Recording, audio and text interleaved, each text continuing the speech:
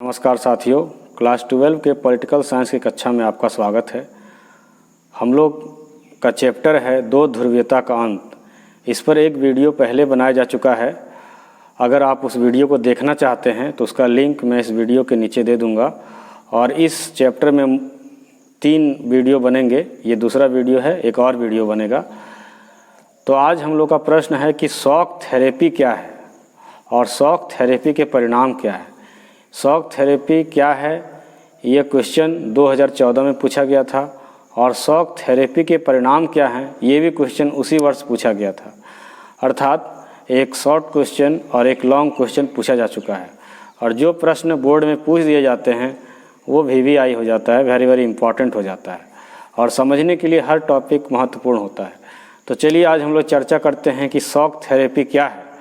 तो shock therapy के शब्द में हम लोग जाते हैं, उसके लिटरल मीनिंग में जाते हैं। शाब्दिक अर्थ क्या है। शॉक SHOC के शॉक मतलब झटका और थेरेपी मतलब इलाज। किसी को चोट पहुंचा करके, किसी को झटका दे करके इलाज करना शॉक थेरेपी कहलाता है। जैसे कि अक्सर हम लोग पागलों के इलाज में शॉक थेरेपी का जिक्र करते हैं कि उसे शॉक थेरेपी दी जाती है, किसी की खोई हुई मेमोरी को वापस लाया जाता है। लेकिन यहाँ उस तरह का मेडिकल साइंस से संबंधित कोई बात नहीं है। यहाँ बात यह है कि 1991 ईस्वी में 1991 में जब सोवियत संघ का पतन हो गया, तो न केवल सोवियत संघ का पतन हुआ बल्कि एक सोवियत व्यवस्था का, एक साम्यवादी व्यवस्था का भी पतन हो गया। साम्यवादी व्यवस्था के पतन होने का कारण ये था कि उसके गणराज्य और वहाँ के नागरिक साम्यवादी व्यवस्था से ऊब चुके थे और उन लोगों का आकर्षण पूंजीवादी और लोकतांत्रिक व्यवस्था में, पश्चिमी व्यवस्था में था। तो जैसे ही सोवियत संघ का विघटन हुआ, सोवियत संघ के सभी गणराज्य, जिन 15 गणराज्यों से मिलकर सोवियत संघ रूस बना था, वो सभी एक एक करके बिखर गए। और इसमें से अधिकांश की चाहत ये थी कि हम लोग पश्चिमी व्यवस्था को, लोकतांत्रिक व्यवस्था को अपनाएं। तो लोकतांत्रिक व्यवस्था, पूंजीवादी व्यवस्था को अपनाने के लिए उन लोगों में जल्दीबाजी थी, एक हड़बड़ी थी और इसको प्रोत्साहित कर रहे थे पश्चिमी देश और विशेष करके वर्ल्ड बैंक और विश्व मुद्रा कोष IMF। इन दोनों के द्वारा निर्देशित ये मॉडल था। शॉक थेरेपी जो था वो अंतर्राष्ट्रीय मुद्रा कोष और विश्व बैंक IMF और WB के द्वारा निर्देशित मॉडल था। इस मॉडल में कहा गया कि जो पुरानी व्यवस्था है, साम्यवादी व्यवस्था, उसके सारे सिस्टम को ख़त्म कर दिया जाए। जो राज्य का एकाधिकार है सभी उद्योग धंधों पर, वो ख़त्म कर दिया जाए। राज्य नियंत्रित सामूहिक खेती को समाप्त कर दिया जाए और उसके आधार पर सारे उद्योग धंधे निजी हाथों को सौंपा जाए, निजी कंपनियों को सौंपा जाए। तो निजी कंपनियों को सौंपने के लिए और निजी हाथों को सौंपने के एक होड़ चल पड़ी। और ये साम्यवादी देश, गणराज्य जो कि अलग अलग हुए थे, उज्बेकिस्तान, तुर्कमेनिस्तान, इन सारे देशों में ये होड़ चल पड़ी कि हम लोग सोवियत संघ की किसी भी निशानी को नहीं रहने देंगे और एक नया व्यवस्था बनाएंगे, पूंजीवादी व्यवस्था और लोकतांत्रिक व्यवस्था। तो इस व्यवस्था को अपनाने के लिए एक व्यवस्था पहले से थी, उस व्यवस्था को छोड़ करके तुरंत दूसरी व्यवस्था को अपनाना, इसमें कष्ट तो होता है और एक संक्रमण काल से देश गुजरता है।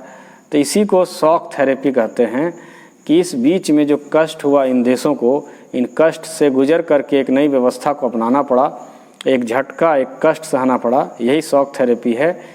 ये सोवियत रूस से अलग हुए सारे देश जल्द से जल्द सोवियत संघ के हर निशान को मिटा देना चाहते थे और उसके जगह पर लोकतांत्रिक व्यवस्था, पूंजीवादी व्यवस्था को अपनाना चाहते थे।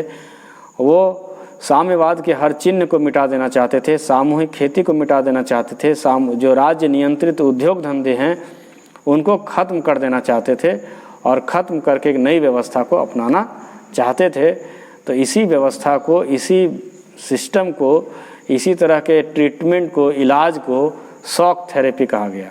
तो मुझे उम्मीद है कि शॉक थेरेपी आपको पूरा समझ में आ गया होगा कि साम्यवादी देशों का सोवियत रूस से अलग हो जाने के बाद पूंजीवादी लोकतांत्रिक व्यवस्था अपनाने के लिए जो पुरानी व्यवस्था थी, राज नियंत्रित उद्योग और सामूहिक खेती थी, उसको हटा करके मुक्त व्यापार को अपनाना, निजी उद्योगों को अपनाना, उद्योगों का निजीकरण करना, इस व्यवस्था को जो अपनाने की प्रक्रिया थी, इसके बीच में जो उस कष्ट से गुजरे, इसी को वो इतिहास में, राजनीतिक इतिहास में शॉक थेरेपी कहा जाता है।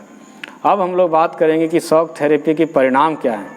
इसके अलग प्रश्न हैं, तो शॉक थेरेपी के परिणाम की हम लोग चर्चा करते हैं। यह प्रश्न शॉक थेरेपी का परिणाम, यह भी बहुत ही इम्पॉर्टेंट है। तो शॉक थेरेपी का परिणाम ये हुआ कि वहाँ की व्यवस्था, अर्थव्यवस्था चरमरा गई, क्योंकि पहले अर्थव्यवस्था बिल्कुल उलट था और अब एक बिल्कुल ही नई व्यवस्था को इस बार अपनाया गया। साम्यवाद से अचानक से पूंजीवाद को अपनाया जाने लगा, तो इससे रूस की व्यवस्था पूरी तरह से गड़बड़ा गई। वहाँ पर सामूहिक उद्योग को, राजनियंत्रित उद्योग को समाप्त कर दिया गया। तो जो पुराने कारखाने थे राजनियंत्रित, उसको बेच दिए गए, निजी हाथों में बेचा गया। उनके जो सामान थे, पार्ट पुर्जे थे, उनकी महाबिक्री आयोजित कर दी गई, अर्थात जो भी उसको खरीदना चाहते हैं खरीद लें। और जब अचानक से कोई सामान बेचा जाता है तो उसका उचित भाव नहीं मिलता है, तो औने पौने भावों में पुराने उद्योगों का, राजनियंत्रित उद्योगों के सामानों का बेच दिया गया, उनकी प्रॉपर्टी को बेच दिया गया। इतिहास में इसे गराज सेल भी कहते हैं कि भाई जिसको भी आना है, खरीदना है, खरीद लो, नीलामी चल रही है। तो नीलामी के तौर पर इनको बेचा गया। हालांकि इस बिक्री में भाग लेने के लिए नागरिकों को भी अधिकार पत्र दिए गए थे, लेकिन नागरिकों के पास पैसे की बहुत दिक्कत थी, इसलिए वो खुद ना इसमें खरीदारी में भाग लेकर के काला बाजारियों को अपना अधिकार पत्र बेच दिया, और इस प्रकार से सारे संपत्ति का बंदरबाट हो गया, गराज सेल हो गया, और एक अव्यवस्था से रूस को गुजरना पड़ा।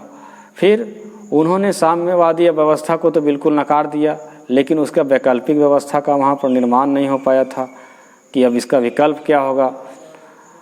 सामूहिक खेती तो समाप्त कर दिए गए थे, लेकिन अब नई खेती का शुरुआत करने में, नया सिस्टम अपनाने में, पूंजीवादी व्यवस्था को अपनाने में दिक्कत हो रहा था। तो इस तरह से वहाँ पर खाद्यान्न का संकट भी आ गया, अचानक से खाद्यान्न संकट आ गया, और बहुत सारे लोग गरीबी में चले गए, और जो मध्यम वर्ग के लोग थे वो हाशिए में चले गए। कुछ माफिया वर्ग के लोग अधिक से अधिक खरीदारी किए और अधिक से अधिक उद्योगों में अपना कब्जा जमाए, जिससे कि गरीबों और अमीरों के बीच में खाई बढ़ती चली गई। और जितने भी जन कल्याण संबंधी कार्यक्रम थे साम्यवादी व्यवस्था में, वो जन कल्याण संबंधी सारे कार्यक्रम को समाप्त कर दिया गया। अब जन कल्याण संबंधी सारे कार्यक्रम को समाप्त कर दिया गया, तो इसका खामियाजा भी वहाँ के गरीब लोगों को भोगना पड़ा। और जीडीपी बहुत गिर गई, जीडीपी अर्थात सकल घरेलू उत्पाद वहाँ की बहुत अधिक गिर गई। मुद्रास्फीति भी बहुत ज़्यादा ऊपर हो गया। तो मुद्रास्फीति का हाई होना किसी भी अर्थव्यवस्था के लिए बहुत ख़राब होता है। जीडीपी गिर गया, और इन देशों को, जो सोवियत संघ के जो देश थे, अलग हुए थे, इनको फिर से संभलने में लगभग 10 वर्ष का समय लग गया। और 10 वर्ष के बाद अजरबैजान, तुर्कमेनिस्तान, इन सारे देश, रूस वगैरह देश इसलिए संभल पाए क्योंकि उन लोगों के पास प्राकृतिक संसाधनों का भंडार था। और ये प्राकृतिक संसाधन विशेष करके गैस, पेट्रोलियम वगैरह था। तो इन देशों से गैस पाइपलाइन गुजरा, जिस वजह से इनको कुछ किराया मिला, और 2000 ईस्वी के आते आते इनकी स्थिति कुछ सुधार होने लगी। न केवल यहाँ की आर्थिक व्यवस्था चरमराई, बल्कि यहाँ का राजनीतिक व्यवस्था भी चरमरा गया, क्योंकि अब साम्यवादी एकाधिकारवादी व्यवस्था को पूरी तरह से समाप्त कर दिया गया था। तो नई व्यवस्था को लाया गया। अब नई व्यवस्था में क्या हुआ कि राष्ट्रपति को ज़्यादा अधिकार दे दिया गया था। सब जगह कार्यपालिका के प्रधान राष्ट्रपति को बना दिया गया। कुछ देशों में प्रधानमंत्री प्रधान होते हैं, कहीं पर राष्ट्रपति होते हैं। अध्यक्षात्मक व्यवस्था और संसदीय व्यवस्था, ये आप लोग पढ़े हैं पहले ही 10 क्लास में। तो अधिकांश देशों में कार्यपालिका का प्रधान राष्ट्रपति को बना दिया गया, और ये राष्ट्रपति जो थे अधिनायकवादी हो गए। ये मनमाने ढंग से काम करने लगे। सबसे पहले अपने कार्यकाल को ये 10-10 साल के लिए बढ़ाते चले गए, और मनमानी रूप से इन्होंने बढ़ाया। न्यायपालिका की स्वतंत्रता बिल्कुल समाप्त जैसी हो गई। तो ये आर्थिक व्यवस्था में भी दिक्कत हुआ, जीडीपी गिरा, मुद्रास्फीति बढ़ी, न्याय व्यवस्था चरमरा गई, राजनीति में एक शून्यता जैसी आ गई। और इन देशों का पर नियंत्रण जो था, इन देशों का मार्गदर्शन और नियंत्रण ये पूंजीवादी देशों के साथ हो गया। ये देश खुद भी नहीं चाहते थे कि साम्यवादी देश का कोई भी नमूना, कोई भी तरीका का वो फॉलो करे। इसलिए पश्चिमी देश इसका नियंत्रण करने लगे और इसे निर्देशित करने लगे।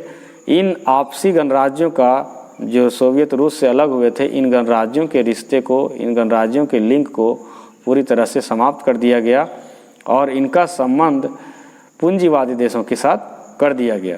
तो ये सब थे शॉक थेरेपी के परिणाम कि किस प्रकार वहाँ की अर्थव्यवस्था चरमराई, गराज सेल लगा और वहाँ की राजनीतिक व्यवस्था भी चरमराई।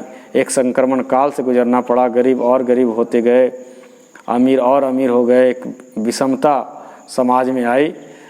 तो मुझे पूरी उम्मीद है कि शॉक थेरेपी के परिणाम भी आप लोगों को समझ में आ गया होगा। तो शॉक थेरेपी क्या है, शॉक थेरेपी के परिणाम क्या हैं, ये किसके द्वारा दिया गया था, ये सब समझ में आ गया। अब एक वीडियो हम लोग और इस चैप्टर पे बनाएंगे, दो ध्रुवीयता के अंत पर। उसमें हम लोग सोवियत संघ के विघटन के परिणामों की चर्चा करेंगे। तब तक के लिए धन्यवाद। जय हिंद, जय भारत।